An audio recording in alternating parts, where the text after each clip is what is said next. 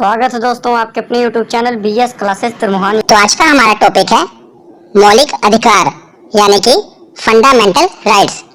तो ये पॉलिटी की काफ़ी इम्पोर्टेंट वीडियो है। चाहे आप किसी भी एग्जाम की तैयारी कर रहे हो, मौलिक अधिकार से प्रश्न बनते ही हैं। तो आज की इस वीडियो में हम 3 मौलिक अधिकार कवर करेंगे। टोटल 6 मौलिक अधिकार हैं। आज की इस वीडियो में हम 3 मौलिक अधिकार कवर करेंगे और इससे नेक्स्ट पार्ट में बाकी के 3 मौलिक अधिकार को कवर करेंगे। तो मैंने काफी डिटेल में समझाया है और ना कि समझाया है बल्कि आपको इसे याद करने का तरीका भी बताऊंगा कि इसे याद कैसे करना है। तो ये वीडियो आपके लिए काफी इंपॉर्टेंट होने वाली है। तो चलिए बिना देरी किए हुए वीडियो को शुरू करते हैं। तो चलिए वीडियो की शुरुआत करते हैं और सबसे पहले हम समझते हैं कि मौलिक अधिकार होते क्या हैं। तो मौलिक अधिकार वे अधिकार हैं जो हमसे सरकार छीन नहीं सकती। ना ही सरकार और ना ही कोई अन्य व्यक्ति मौलिक अधिकार हमसे छीन सकता है। हाँ, कुछ समय के लिए इन्हें स्थगित किया जा सकता है, जैसे कि आपातकाल के समय मौलिक अधिकार को स्थगित किया जा सकता है, पर इन्हें पूर्ण रूप से बाद में छीना नहीं जा सकता। कानूनी अधिकार सरकार छीन सकती है पर मौलिक अधिकार सरकार छीन नहीं सकती। ये हमें स्वतंत्र रूप से जीने के लिए आवश्यक है मौलिक अधिकार। और इसे लिया कहाँ से गया है? तो इसे संयुक्त राज्य अमेरिका के संविधान से लिया गया है। काफी इंपॉर्टेंट है, याद रखिएगा कि इसे संयुक्त राज्य अमेरिका के संविधान से लिया गया है और इसका वर्णन हमारे संविधान के भाग 3 में है। कहां से कहां तक? अनुच्छेद 12 से लेकर अनुच्छेद 35 तक। कई बार पूछा गया है कि इसका वर्णन कहां पर है? भाग 3 में अनुच्छेद 12 से लेकर अनुच्छेद 35 तक। और भारतीय संविधान का मैग्ना कार्टा कहा जाता है किसे? भाग 3 को, यानी मौलिक अधिकार को भारतीय संविधान का मैग्ना कार्टा कहा जाता है। तो मैग्ना कार्टा क्या है? मैग्ना कार्टा ब्रिटेन से ली गई अवधारणा है और वहाँ के राजा किंग जॉर्ज ने एक संधि पत्र पर हस्ताक्षर करके वहाँ के नागरिकों को कुछ अधिकार दिए थे जिसे मैग्ना कार्टा कहा जाता है। तो जब भी बात आती है अधिकार की तो उस देश का उसे मैग्ना कार्टा कहा जाता है। तो भारत में अधिकारों की बात किसमें है? तो भाग 3 में है। इसीलिए भाग 3 को भारतीय संविधान का मैग्ना कार्टा कहा जाता है, याद रखिएगा। तो जब मूल संविधान बना था उस समय कुल 7 मौलिक अधिकार थे, पर बाद में एक अधिकार खत्म कर दिया गया। अब कुल कितने अधिकार हैं? तो 6 मौलिक अधिकार हैं। वो कौन सा मौलिक अधिकार खत्म किया गया? तो संपत्ति का अधिकार। वेरी इंपॉर्टेंट, एग्जाम में कई बार पूछा जाता है कि कौन सा मौलिक अधिकार नहीं है और नीचे लिखा होता है संपत्ति का अधिकार। तो याद रखिएगा संपत्ति का अधिकार मौलिक अधिकार नहीं है। तो इसे कब खत्म किया गया? तो 44वें संविधान संशोधन 1978 ईस्वी में संपत्ति के अधिकार को मौलिक अधिकार से हटाकर अनुच्छेद 301 के अंतर्गत कानूनी अधिकार कर दिया गया। तो मैंने आपको बताया ना कि मौलिक अधिकार को छीना नहीं जा सकता पर कानूनी अधिकार को सरकार छीन सकती है और बाद में इसीलिए इसे मौलिक अधिकार से हटाकर कानूनी अधिकार कर देगा। ये मैं आपको बताऊंगा कि संपत्ति का अधिकार कानूनी अधिकार क्यों किया गया, पर अभी के लिए आप याद रखिएगा कि संपत्ति का अधिकार मौलिक अधिकार नहीं है।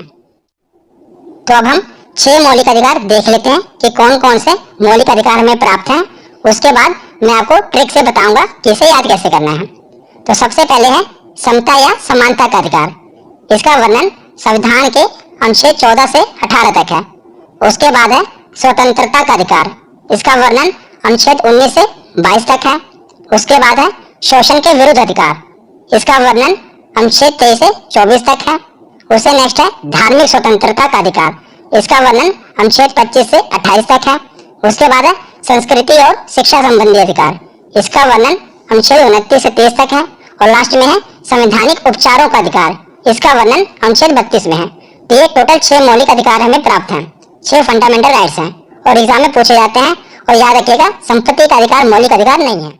तो अब हम ट्रिक से देखते हैं कि इसको याद कैसे रखेंगे, इसको क्रम से याद कैसे रखेंगे। तो ट्रिक है AF AR। क्या है? AF AR AR। E के बाद क्या आता है? F। तो उसके बाद AR। तो इसे क्या है? इक्वालिटी। तो सबसे पहला अधिकार कौन सा है? समानता का अधिकार। समानता को इंग्लिश में क्या कहते हैं? इक्वालिटी, यानी कि राइट्स ऑफ इक्वालिटी। तो इक्वालिटी का पहला वर्ड है E। तो इसे याद रखिएगा, पहले आएगा समानता का अधिकार। और E के बाद क्या आता है? F और F से है फ्रीडम। तो दूसरा अधिकार कौन सा है? स्वतंत्रता का अधिकार।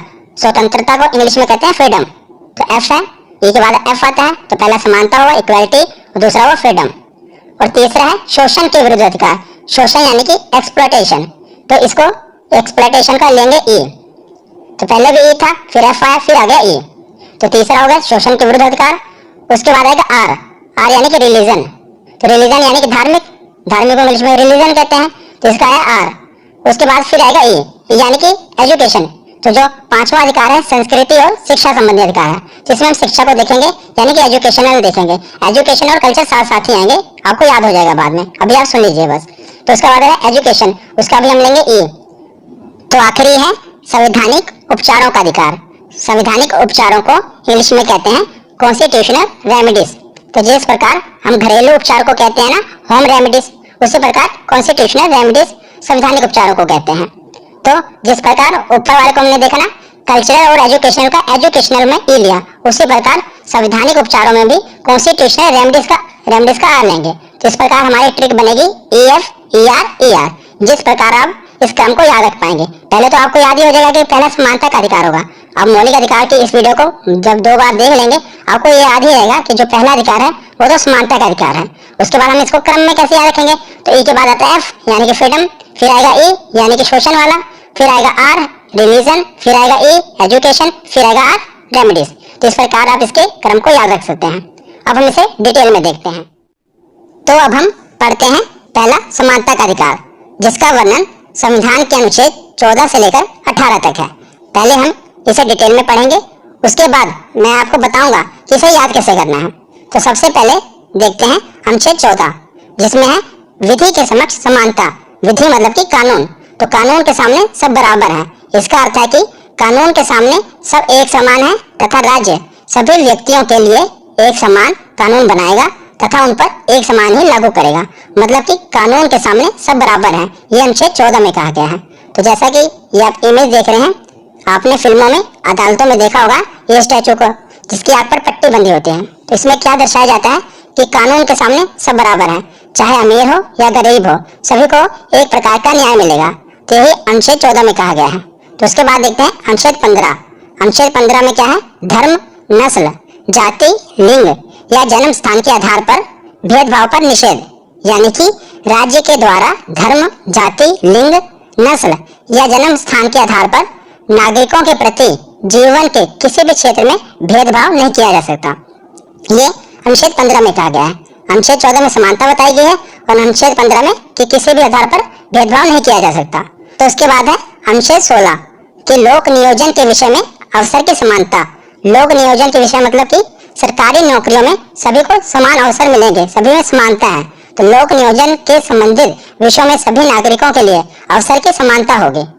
अवसर की समानता होगी, पर अपवाद इसमें है आरक्षण। तो संविधान में लिखा गया है कि पॉजिटिव डिस्क्रिमिनेशन किया जा सकता है। वैसे किसी के साथ भेदभाव नहीं किया जाएगा, पर पॉजिटिव डिस्क्रिमिनेशन किया जा सकता है। तो पॉजिटिव डिस्क्रिमिनेशन क्या है कि समाज का वो तबका या अभिन्न हिस्सा जो विकास की दौड़ में पीछे रह गया हो, तो उसे कुछ छूट देकर आगे बढ़ाया जाए, यानी कि आरक्षण दिया जाए। तो ये डिस्क्रिमिनेशन किया जा सकता है। आप ये नहीं कह सकते कि ये भेदभाव क्यों, सब हमें बराबर का अधिकार क्यों नहीं है। तो संविधान में ये साफ लिखा गया है कि पॉजिटिव डिस्क्रिमिनेशन किया जा सकता है। अगर कोई तबका पीछे छूट गया है तो उसे छूट देकर आगे बराबर लाया जाए, तो ये आरक्षण दिया जा सकता है। ये संविधान में कहा गया है। तो याद रखिएगा, 14 में समानता है, 15 में किसी आधार पर भेदभाव नहीं करना है और 16 में है लोक नियोजन के विषय पर समानता। तो उसके बाद है अनुच्छेद 17। अनुच्छेद 17 मतलब कि असस्पृश्यता का अंत। असस्पृश्यता यानी कि अनटचेबिलिटी। तो इसके अंतर्गत असस्पृश्यता अनटचेबिलिटी को एक दंडनीय अपराध घोषित किया गया है। आप किसी के धर्म, जाति, रंग के आधार पर उसे छुआछूत का भेदभाव नहीं कर सकते। ये अनुच्छेद 17 में कहा गया है। और नेक्स्ट है अनुच्छेद 18। तो अनुच्छेद 18 का क्या कहा गया है, उपाधियों का अंत। तो अनुच्छेद 18 के तहत सभी प्रकार की उपाधियां जो कि आजादी से पूर्व थी, उनको समाप्त कर दिया गया। मतलब कि इसके अंतर्गत उपाधियों को समाप्त कर दिया गया।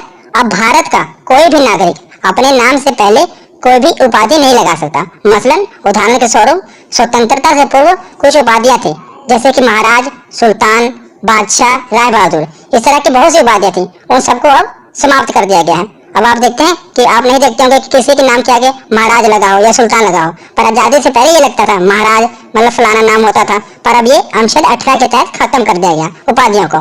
तो उसके आगे है कि राष्ट्रीय पुरस्कार जैसे कि भारत रत्न, पद्म विभूषण, पद्म भूषण आदि लिए जा सकते हैं, पर आप उपाधि के रूप में प्रयोग नहीं कर सकते। मतलब किसी को भारत रत्न मिला है तो वो अपने नाम के आगे भारत रत्न नहीं लिख सकता, मतलब उपाधि के रूप में इसे इस्तेमाल नहीं कर सकता।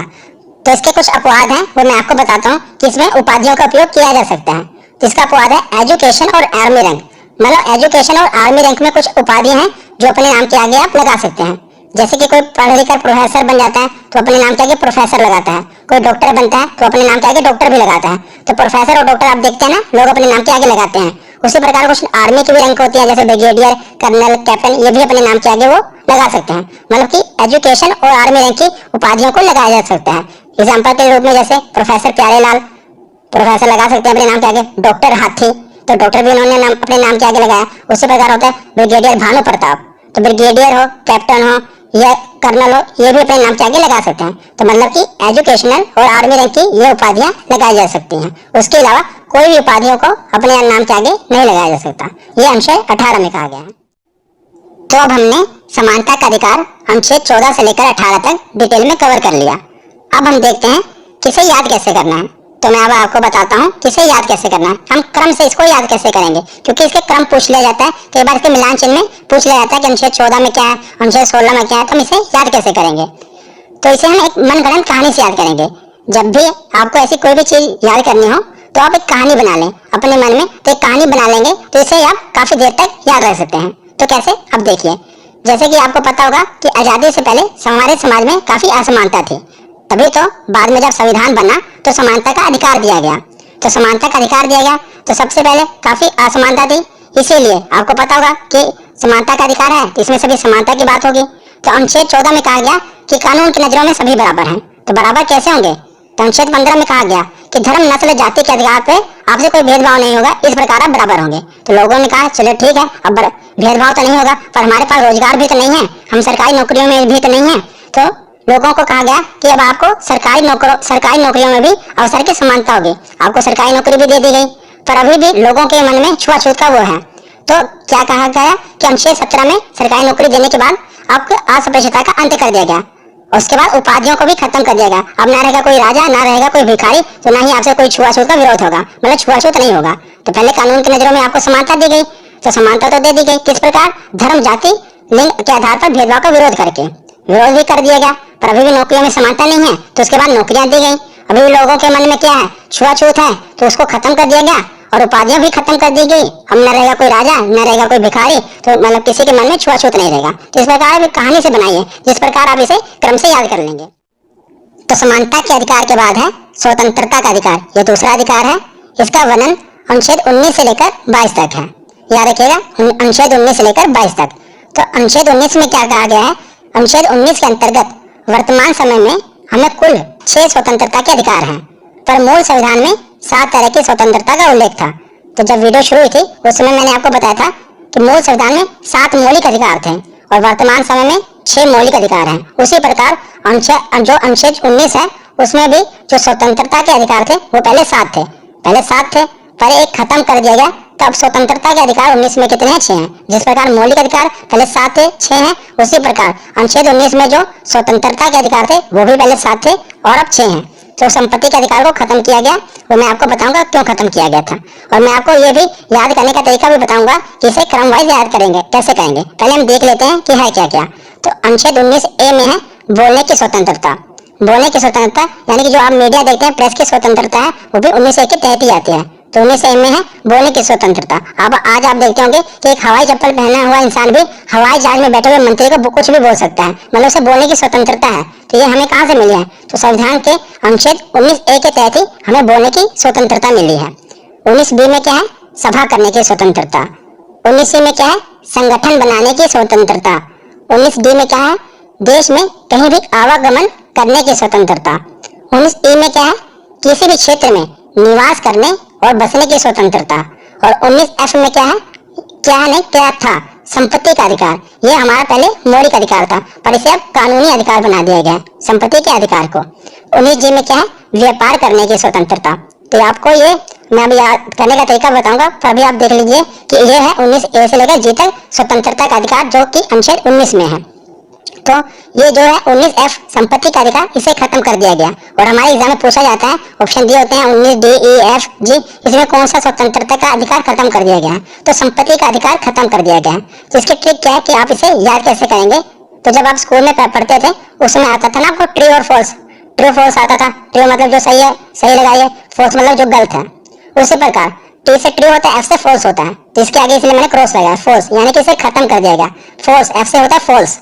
तो ये जो आपको अभी छोटी सी बात लग रही होगी, पर आप जब एग्जाम में बैठेंगे आपको यही बातें क्लिक करेंगी माइंड में, क्योंकि जब आपको ऑप्शन आएगा A B C F G, तो आपको वहां पर यही बात क्लिक करेगी कि एफ से होता है फॉल्स, फॉल्स यानी कि क्रॉस। तो जो संपत्ति का अधिकार है इसे क्रॉस कर देगा, यानी कि खत्म कर देगा।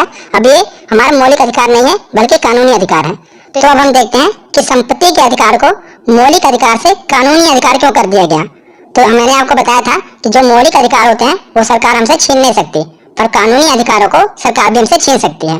तो जब संपत्ति का अधिकार मौलिक अधिकार था, मतलब मैं आपको समझाता हूँ तो उदाहरण से, कि जैसे सरकार को कोई इंफ्रास्ट्रक्चर का काम करना होता था, मतलब कि सड़क बनाना होता था, पुल बनाना है, कोई एक्सप्रेसवे बनाना है, तो वहाँ पर जो हमारी जमीनें होती थी, सरकार क्या करती है, हमसे हमारी जमीनें ले लेती है, जहाँ पर भी सड़क का निर्माण करना है उसके बदले में हमें मुआवजा दे देती है। पर जब संपत्ति का अधिकार मौलिक अधिकार था, तब सरकार हमसे वो जमीनें नहीं ले सकती थी। क्यों? क्योंकि वो हमारा एक फंडामेंटल राइट्स है, मौलिक अधिकार है, और वो सरकार भी हमसे छीन नहीं सकती। पर जब बाद में से कानूनी अधिकार कर देगा तब सरकार वो हमसे छीन सकती है, उसके बदले में सरकार क्या करती है, हमें मुआवजा दे देती है। पर जब मौलिक अधिकार था तो वो सरकार हमसे छीन नहीं सकती थी, इसीलिए संपत्ति के अधिकार को क्या किया गया, मौलिक अधिकार से कानूनी अधिकार कर दिया गया। आशा करता हूँ आपको समझ आया होगा।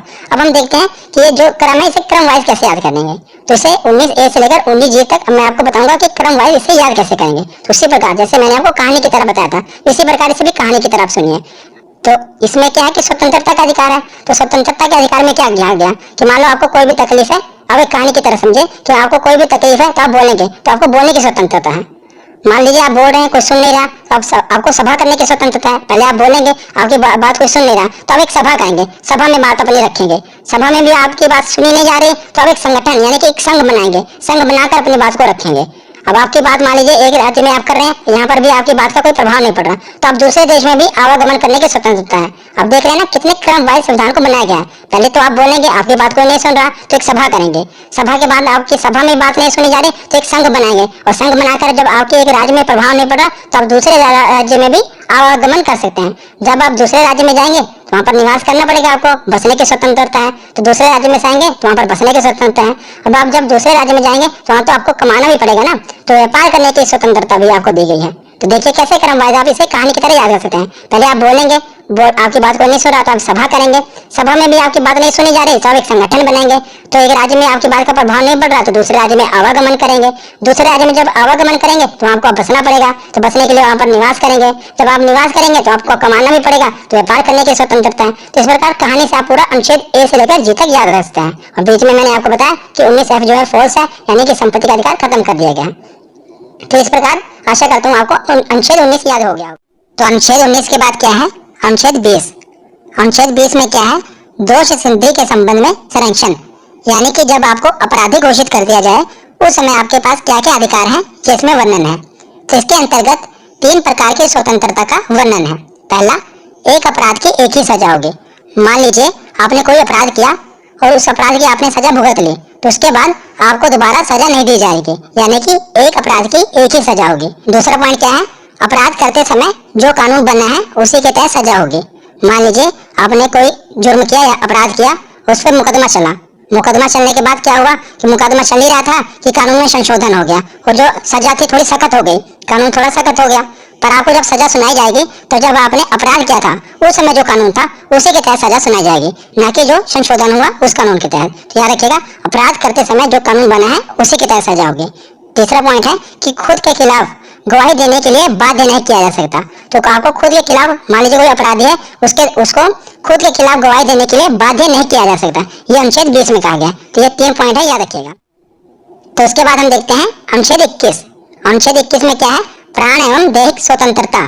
तो इसके अंतर्गत सभी व्यक्तियों को कानूनी सीमा के अंदर जीवन जीने का अधिकार है। किसी भी व्यक्ति से जीवन जीने का अधिकार नहीं छीना जा सकता, पर कानूनी सीमा के अंदर उसे पूरा जीवन जीने का अधिकार है, उसे उसका जीवन जीने का अधिकार नहीं छीना जा सकता। मान लीजिए कोई व्यक्ति अगर सुसाइड भी करता है, अगर सुसाइड कर ले फिर तो बात ही अलग है, पर सुसाइड करते वक्त अगर वो बच जाए तो पुलिस उसे गिरफ्तार कर सकती है।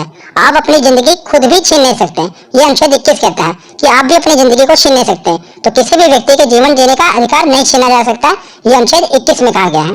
तो अनुच्छेद 21 के बाद है अनुच्छेद 21A, यानी कि शिक्षा का अधिकार। वेरी इंपोर्टेंट, कई बार एग्जाम में पूछा गया है कि शिक्षा का अधिकार किस अनुच्छेद में है, तो अनुच्छेद 21A में है। तो 86वें संविधान संशोधन 2002 के अंतर्गत 6 से 14 वर्ष की आयु के समस्त बच्चों के लिए निःशुल्क और अनिवार्य करने का प्रावधान जोड़ा गया है।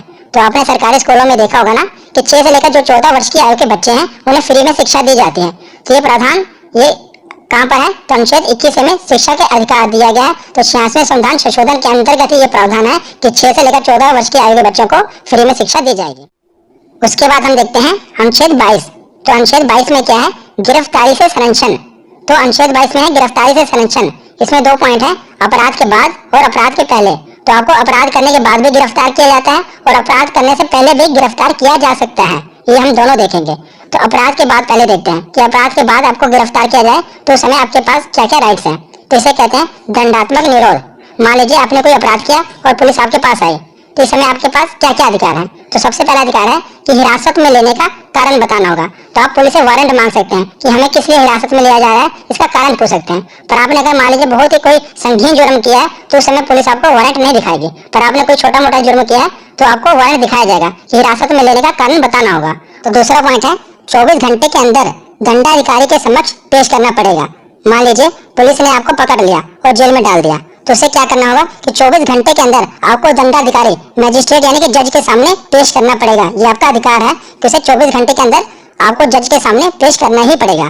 तो मान लीजिए वो आपको जज के सामने ले गए, तो जज आपसे पूछेगा कि आपके पास कोई बेगुनाही का सबूत है। अगर आप बेगुनाही का सबूत दे देते हैं तो जज आपको छोड़ देगा।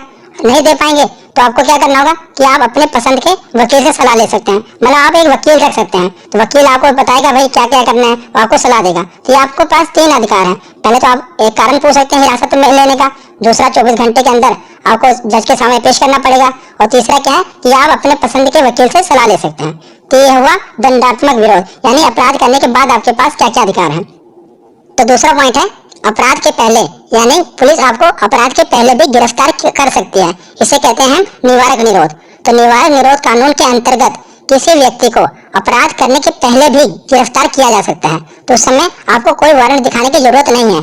जैसे कि अभी धारा 370 हटी, तो वहाँ पर कुछ जो नेता थे, सरकार ने क्या किया, जब धारा 370 हटाई उसके पहले ही उन लोगों को नजरबंद कर दिया। तो किस कानून के तहत किया? तो इसी निवारक निरोध के तहत, क्योंकि अभी उन्होंने कोई अपराध नहीं किया था। अपराध करने से पहले ही उन्हें नजरबंद करा दिया गया, उन्हें गिरफ्तार कर लिया गया। तो उन्हें कोई वारंट नहीं दिखाया गया, उस समय उन्हें गिरफ्तार कर लिया गया क्योंकि उन्होंने अभी कोई अपराध नहीं किया। पर अगर उन्हें गिरफ्तार ना किया जाता तो भड़काऊ भाषण देते, वहाँ के लोगों को भड़काते। इसीलिए सरकार ने क्या किया, निवारक निरोध कानून का इस्तेमाल किया और उन्हें अपराध करने से पहले ही गिरफ्तार कर लिया। तो इस कानून के तहत वारंट दिखाने की कोई जरूरत नहीं है, और ऐसे व्यक्ति को बिना दंडाधिकारी के समक्ष पेश किए 3 महीने तक जेल में रखा जा सकता है। तो याद रखिएगा, जज के सामने 24 घंटे के अंदर पेश करने की जरूरत भी नहीं है, उसे 3 महीने तक जेल में रखा जा सकता है। तो याद रखिएगा, बहुत ही महत्वपूर्ण है। तो स्वतंत्रता का अधिकार खत्म हुआ। अब लास्ट हम देखते हैं तीसरा, शोषण के विरुद्ध अधिकार। तो स्वतंत्रता के अधिकार के बाद हम देखते हैं तीसरा अधिकार, शोषण के विरुद्ध अधिकार। तो इसके 2 ही अनुच्छेद हैं, अनुच्छेद 23 और 24। तो सबसे पहले हम देखते हैं अनुच्छेद 23।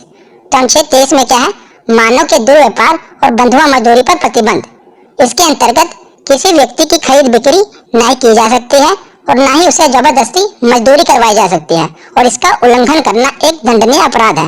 मतलब किसी भी व्यक्ति की खरीद बिक्री नहीं की जा सकती, मतलब उसका व्यापार नहीं किया जा सकता मनुष्य का, और ना ही उसे जबरदस्ती मजदूरी करवाई जा सकती है। इसका वर्णन है अनुच्छेद 23 में, और जो इसका उल्लंघन करेगा वो एक दंडनीय अपराध है। तो अनुच्छेद 23 के बाद हम देखते हैं अनुच्छेद 24।